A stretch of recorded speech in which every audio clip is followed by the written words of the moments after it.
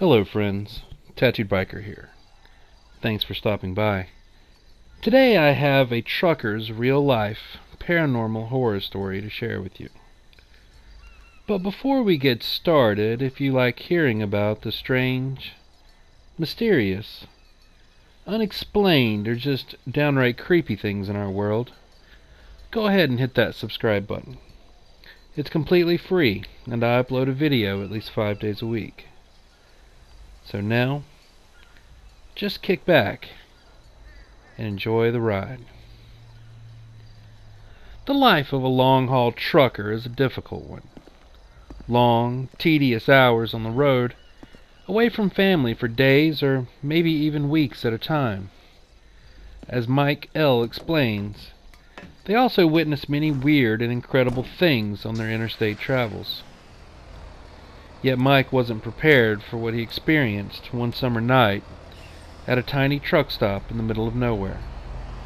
Hardly the place where one would expect a ghost, if that's indeed what it was. So this is Mike's story. I'm an over-the-road truck driver, and I drive across all of the lower 48 states. I see some unusual things from time to time, but nothing even compares to what I encountered in Palestine, Arkansas, in mid-June of 2011. I was on a long haul from Detroit, Michigan to Houston, Texas. This was day 3 of my trip, and I was beginning to run out of driving hours for the day. I noticed a truck stop gas station on the side of I-40. I pulled off and decided to call it a night. I was running ahead of schedule, so I was going to have myself a long 14-hour break instead of the usual 10. Right off the bat, I didn't like the area, but I didn't have any other choice.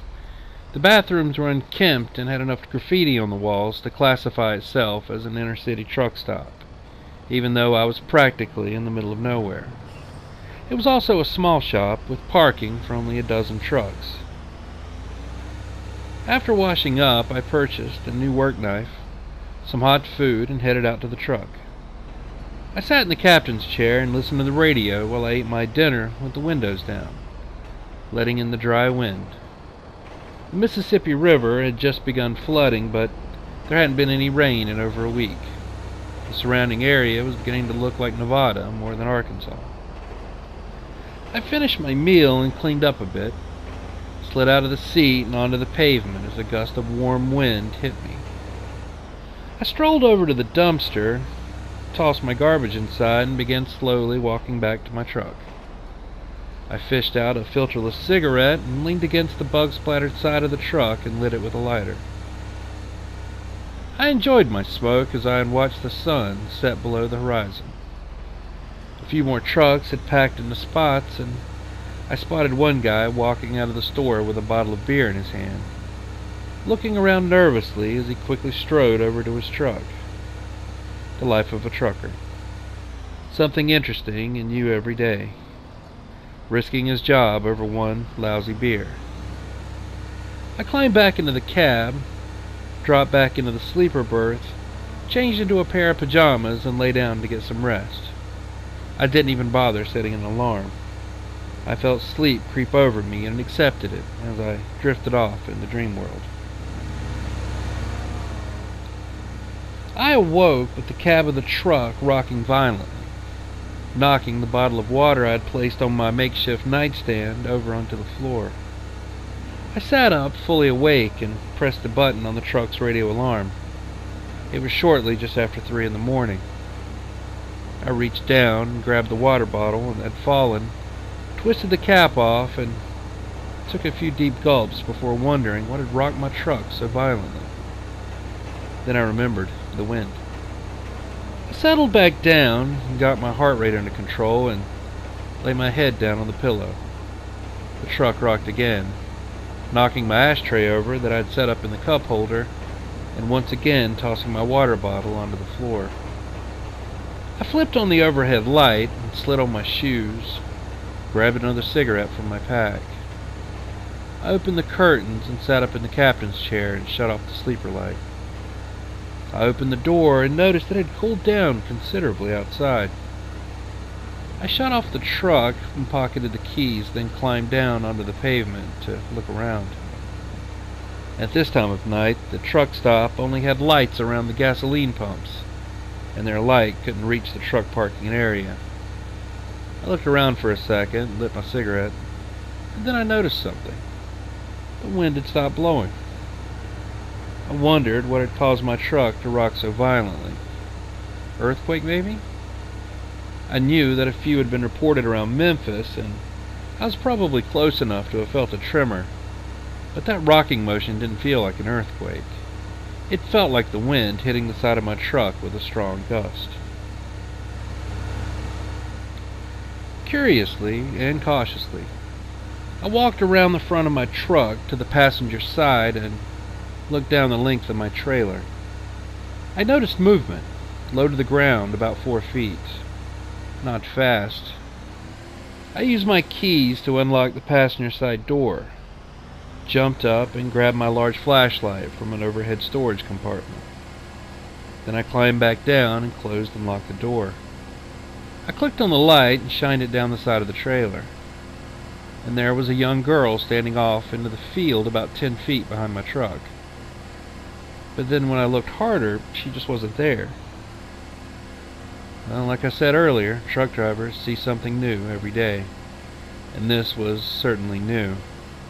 I began to walk toward the rear of my truck, scanning the field with my flashlight for any trace of the girl that I'd just seen.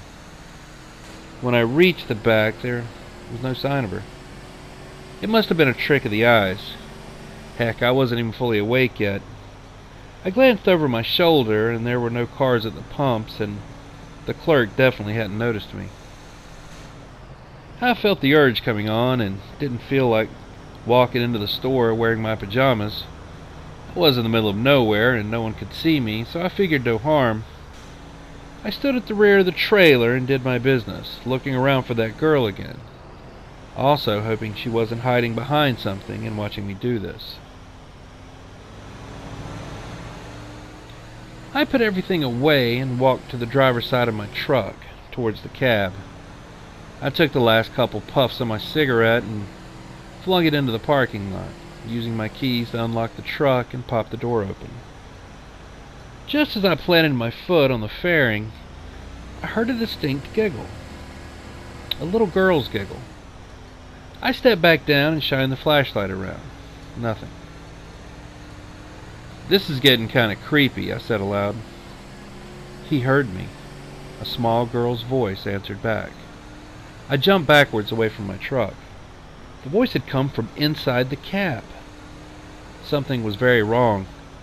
I had the entire truck locked up while I was walking around. There was no way that someone could have gotten in without breaking a window. Steeling myself for what was going to be an uncomfortable encounter at best, I took a step up from the fairing and leaned my head into the truck. "Is anyone in here?" I asked. Then I hit the switch to turn on the sleeper berth light. I climbed in. I put a knee on the seat and peered back into the sleeper. "Good night," a soft voice said, that seemed to emanate from all around me. I flinched as I heard the word and felt a cold chill run through my body. I slid off the seat and stood up in the cab, slamming my temple off the overhead storage bins. I looked around the sleeper, but no one was there.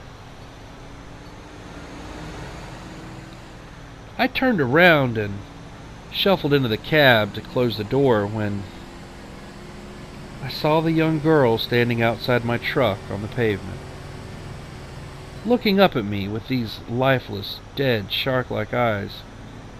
Those eyes, you see, were never meant for a person. They were designed for a predator. And all of a sudden, I felt like prey. I reached forward and slammed the door shut and flicked the lock. I quickly decided that I wasn't staying here for the rest of the night. I turned the key and heard my truck's motor rumble to life, along with the familiar, annoying buzzing that was my air pressure gauge, telling me that I didn't have enough air to release the brakes. I took a furtive glance out the window, and there she stood, stoic as a tree, still looking up at me and just smiling. I didn't want to get any closer to the window until I was ready to get this truck moving. This was wrong. It was all wrong, and I didn't want any part of this. That girl wasn't human. At least not anymore, she wasn't. It was almost as if she was something so inhuman that it could pretend to be a human. It's hard for me to explain, and I feel sick just thinking about it. I heard the siren shut off and hit the valves to supply air to my brake system. As the system began to air up, the siren came on again. Screw this, I thought to myself. I have enough to get out of here. I disengaged the clutch, ground the truck into gear, and roared out of the parking lot like the devil himself was behind me, which, for all I knew, maybe he was. I looked in my side mirror. I was about to start running, and I saw the girl washed in red and amber glow of my running lights. She was smiling at me and waving. I flew through my gears as quickly as they would let me as I got back out onto the interstate.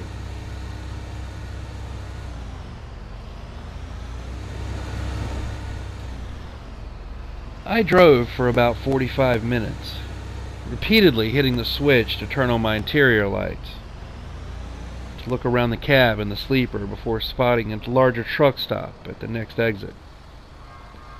After backing in to one of the few remaining spots left, I shut off my lights and turned on the sleeper light as I walked into the back. And I paused. At the store, I had bought a souvenir. Nothing fancy, just a postcard with a picture of Arkansas on it. I'd also bought a new knife. I had never even taken the knife out of the box and remembered putting the postcard into a drawer for safekeeping. The point of the blade had been driven directly into the spot on I-40 where I had originally stopped for the night. The blade had been driven in deep, pegging the postcard to my nightstand. It took me several minutes just to work the knife loose enough to tear it from the nightstand. Thankfully, when I turned the postcard over, no message had been left for me. To this very day, I have no idea what I saw. I hear other truckers talk about the strange things they see on the interstates, the highways, and the state routes, but I've never mentioned my experience. I've always felt that just by mentioning her, I'd walk back out to my truck and there she'd be, sitting on my bunk and waiting for me. I threw that postcard away and I tossed the knife into a dumpster. I ended up getting another postcard from Arkansas, just to keep the collection going. I have 36 so far. And there it is, all I have for this time. Thanks for visiting. If you enjoyed the content, please take a moment to like the video and consider subscribing. It really helps out the channel and it's completely free. Also, if you have a story or a paranormal experience that you'd like to see related here, just send an email to the address pinned in the comments down below. Be sure and let me know how you'd like to be credited for your story, or if you'd prefer just to remain anonymous. Either way, I'll be sure and respect your wishes. So thanks again. Take care, and I'll see you next time. Biker out.